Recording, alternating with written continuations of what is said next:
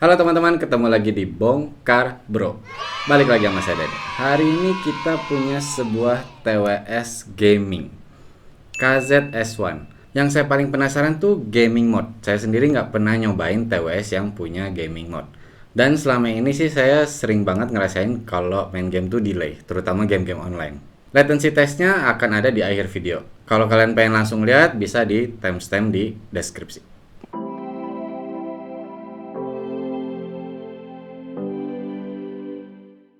Yang mau bantu channel kita, kalian bisa subscribe ke channel kita, dan kalau suka videonya, bisa di like. Saat kalian beli KZS1 ini dengan harga 300 ribuan, kalian bakal dapat apa aja nih? Yang pasti pertama kalian dapat TWS-nya. Dan yang pasti juga dapat case-nya, lalu ada kabel USB A ke micro USB untuk ngecharge. Selain itu dapat juga satu extra ear tips. Ya, cuman satu. Dan ukurannya juga sama, jadi kayaknya ini sih sebagai cadangan aja. Saya nggak tahu sih kalau masalah ear tips ini apa kebetulan di produk yang saya doang atau semua KZS1 memang dapatnya seperti ini. Dan yang pasti juga dapat manualnya serta kartu garansi yang saya kira bahasa Cina semua tapi ada kok bahasa Inggrisnya. Kalau kita bicara build quality, KZS1 ini tuh kerasa dia bahannya plastik. Cuman sayangnya nih di case-nya itu tutupnya tuh bisa goyang-goyang gitu. Jadi kayak agak-agak ringkih. Saya sih nggak tahu ya apakah ini yang saya doang apa semua KZS1 juga kayak gini. Tapi kalau bagian bawahnya dia kerasa kokoh. Untuk earbudsnya sendiri sama, dia kerasa tebal, kerasa plastiknya bagus, dan kerasa kokoh juga. Berat per earbudsnya itu nggak sampai 5 gram, jadi kerasa ringan di telinga. Sedangkan kalau total dengan case-nya, dengan kedua earbudsnya itu hampir 50 gram. Desainnya oke. Dia tuh desainnya kayak berusaha mengikuti bentuk telinga. Dan saya pribadi sih suka banget. Kalau kita bicara masalah fitting, saya nyobain ngangguk-ngangguk, lompat-lompat, geleng-geleng, dia nggak kecopot, dia nggak lari terus bikin copot gitu, dia nggak. Walaupun saya nggak yakin ya kalau kalian pakai ini untuk olahraga, apalagi kayak lari gitu, dia bakal nahan. Soalnya si ear tipsnya ini lumayan kerasa kayak agak licin gitu. Terutama kalau telinga udah mulai berkeringat. Dan setahu saya dia nggak water resistant. Jadi kalau dipakai olahraga nanti keringat atau kalian mau pakai saat hujan-hujanan, saya sih nggak nyaranin. Cuman masalahnya nih, dari pengalaman saya ya pakai si Knowledge Zenith S1 ini, cepet kerasa pegel. Saya nggak tahu apakah memang ukuran ear tipsnya yang nggak cocok di saya. Cuman masalahnya nggak ada ear tips cadangan lain ya, cuman satu doang yang tadi dan ukurannya sama. Jadi kira-kira tuh 15 menit tuh kerasa kayak pegel dulu. Walaupun memang sih setelah lama-lama udah kebiasaan, udah makin enak di telinganya. Kalau masalah koneksi, Bluetooth-nya sudah 5.0. Dan kodeknya SBC juga AAC. Untuk single use bisa, mau kanan, mau kiri, mau dari pertama ngeluarin langsung cuma satu, langsung koneknya cuma satu doang, itu bisa. Walaupun pada saat itu ketika kita ngeluarin yang satunya lagi, dia harus ada jeda dulu, jadi musiknya di pause dulu. Nanti ketika dia udah pairing, dia udah connect, baru musiknya lanjut. Cara pairingnya simple kok, tinggal dikeluarin dari case-nya, Bluetooth di smartphone udah nyala, tinggal di search, klik pairing, dan beres. Selain udah auto on dan auto off, selama saya pakai barang ini, saya nggak ada komplain sih masalah koneksi, lancar-lancar aja. Untuk baterai di earbuds-nya ini ada 40 mAh, dan di case-nya sendiri ada 300 mAh. Jadi kira-kira ya 3 kali lah bisa nge-charge si earbuds-nya ini. Diklaim baterai di earbuds-nya ini 3 jam. Nah, saya udah cobain nih. Saya dengerin lagu volume 50% menggunakan smartphone saya. Dan dapat 3 jam, bahkan lebih dikit sih. Cuman masalahnya nih, ketika dia habis, kok anehnya yang kiri duluan habis. Padahal di smartphone saya tuh baterai dibilang masih ada 30%. Cuman yang kiri dia udah yang low battery. Low battery itu kalau nggak salah tiap 5 menit dia ngingetin gitu. Akhirnya kiri saya masukin ke case, saya cuma pakai yang kanan aja dan nggak lama sih, paling setengah jam setelah itu dia langsung low battery juga. Dan udah saya pastiin kok waktu pertama kali saya ngeluarin dari case itu bareng-bareng, jadi mestinya baterainya habisnya bersamaan. Untuk charging si earbuds-nya menggunakan case-nya itu kira-kira butuh waktu 1 jam aja. Nah, saya pernah nih baca tentang si KZS1 ini, ternyata tuh kayak ada pembaharuan gitu, pokoknya dia ngeluarin produknya agak berbeda sama yang awal-awal. Jadi katanya awal itu masih menggunakan USB-C, sedangkan ini dia justru ya downgrade kali ya, jadi ke micro USB. Tapi tetap keduanya tidak ada fast chargingnya. Bedanya juga di case-nya udah nggak ada tombol untuk ngecek baterai. Kalian tinggal buka dan LED-nya bakal nyala di dalam menandakan baterai dari case-nya atau pada saat si earbuds-nya sedang di charge. Dan lampu indikator masalah baterainya itu memang cuma di dalam aja. Jadi kalian harus buka baru bisa kelihatan lampunya apakah baterainya masih ada atau enggak.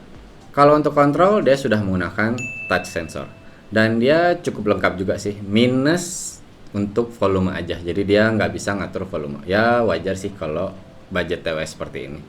Nah, apa aja nih kontrolnya? Kalian bisa touch satu kali yang kanan maupun yang kiri itu untuk play atau pause. Dan juga untuk menerima atau mengakhiri panggilan. Sedangkan 2 kali itu yang kiri untuk previous track atau mengulang lagu. Sedangkan yang kanan untuk next track. Kalau kalian mau menolak panggilan, kalian cukup tahan si touch sensornya. Atau memanggil voice assistant sama, ditahan touch sensornya. Mau kanan ataupun kiri. Nah, kalau untuk mengaktifkan game mode-nya, kalian bisa touch sebanyak 3 kali. Kalau sesuai pengalaman saya, touch sensornya sih udah bagus. Dia udah responsif dan cukup sensitif. Tapi saya nggak yakin nih kalau misalkan kalian perempuan yang pakai kerudung kayaknya bakal ketekan-tekan sih. Soalnya dia kesenggol dikit aja tuh udah bisa langsung ketekan gitu. Untuk mikrofonnya sayangnya nih punya kita kayaknya cacat nih. Dia mic-nya nggak bisa. Kita udah nyobain buat recording di aplikasi smartphone, udah kita cobain nelpon, pakai WhatsApp, nelpon biasa. Semuanya nggak bisa. Bahkan kita juga coba pada saat main game, dia juga nggak bisa. Sayangnya seperti itu. Tapi saya nggak bilang bahwa semua KZS-One seperti ini mikrofonnya ya. Ya salah kita juga sih, kita nggak langsung tes mic-nya saat itu juga, jadinya seperti ini. Kita kasih warning aja sih maksudnya buat kalian bahwa jangan sampai beli TWS, mic-nya ternyata nggak nyala. Jadi ketika kalian beli barang, terutama kayak TWS gini, pastikan langsung semuanya nyala. Termasuk mikrofonnya. Sekarang kita bicarakan masalah kualitas suara. Buat yang udah tahu nih produk Knowledge Zenith ini, saya juga udah pernah punya, tapi yang masih pakai kabel. Jujur aja sih saya lupa tipe apa. Tapi saya bisa dibilang sih suka sama kualitas suaranya Knowledge Zenith yang masih pakai kabel itu. Dan biasanya kan jumlah drivernya banyak tuh kalau yang masih pakai kabel tuh. Nah kalau yang udah wireless ini, TWS ini, KZS-One ini itu dia dual driver. Dia dynamic driver dan balance armature. Diklaimnya sih bassnya punchy dan treble-nya airy. Kesan pertama sih kok kerasanya masih agak kurang ya, mungkin telinga belum kebiasaan aja, tapi setelah beberapa lama mulai enak, mulai kerasa dia balance. Bassnya menurut saya dia punchy, walaupun nggak boosted banget ya. Jadi kalau yang suka bass yang harus gede, full banget, bassnya powerful, sayangnya KZS-One ini enggak, karena memang sih dia lebih ke balance. Nah, kalau kita bicara mid, dia kedengarannya jelas. Dia terdengarnya enak, suara vokal juga enak, dan masih cukup jernih kok. Dan untuk treble-nya seperti diklaimnya, airy, dan nggak nusuk kok. Dia masih nyaman di telinganya. Cuman kalau telinga saya nih ya, tuh kedengaran agak berdistorsi gitu. Kalau detail lebih dari yang saya kira. Maksud saya dengan harga segini, ini udah lebih bagus. Saya pikir bakal lebih di bawah kualitasnya. Begitu juga dengan soundstage-nya. Lebih dari cukup kok. Intinya di telinga saya tuh kerasa enak banget balance-nya itu. Dan apalagi memang ya saya pribadi yang suka balance. Saya nggak terlalu suka yang kalau bass-nya boosted banget. Cuman tetap sih kesan pertama itu masih ada. Jadi masih kerasa agak nanggung. Maksud saya nanggung gini, masalahnya saya udah nyobain Knowledge Zenith yang menggunakan kabel. Ya memang sih kita bisa bilang berbeda dong, yang itu drivernya berapa, yang ini cuma 2 dan itu masih pakai kabel. Apalagi waktu itu saya beli kabelnya lagi yang campuran gold plus silver. Intinya kalau kalian udah nyobain yang pakai kabel si Knowledge Zenith ini dan kalian ngarep kualitasnya seperti itu, sayangnya enggak, dia masih di bawah. Makanya menurut saya masih nanggung. Tapi balik lagi ya, telinga orang itu beda-beda. Nah, kalau memang kita lihat dari harganya sih sebenarnya udah cukup banget. Dan bagi kalian yang suka balance, menurut saya bakal suka kok sama Knowledge Zenith ini. Tapi KZS-One ini kan salah satu fitur yang menariknya adalah gaming mode. Kalian bisa tap 3 kali di earbuds-nya, dia akan masuk ke gaming mode. Yang dimana setahu saya di klaimnya itu delay-nya bakal tipis banget sampai kita udah nyaman buat dipakai main game. Terutama untuk game online ya. Nah, kita lihat aja deh hasil tesnya seperti apa.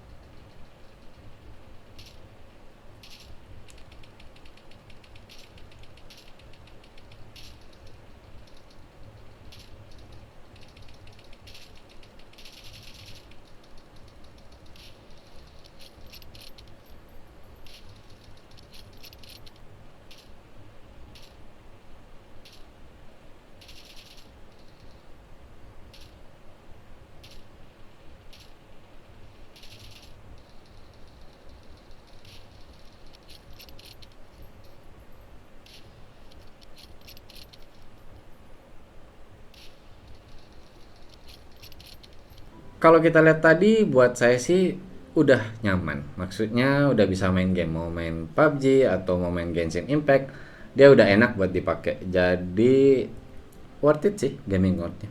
Kesimpulannya, KZS-1 ini menurut saya recommended, worth it buat dibeli di harga 300 ribuan. Kalau kita bicara build quality, masalah tutupnya goyang-goyang ini ya masih nyantai lah. Toh dia kualitas suaranya menurut saya masih mantap, fitur-fiturnya juga oke, dan gaming mode-nya bekerja sih sesuai, dalam arti delaynya udah cukup banget untuk kita bisa main game. Oke, sekian video kali ini, terima kasih udah menonton. Bye!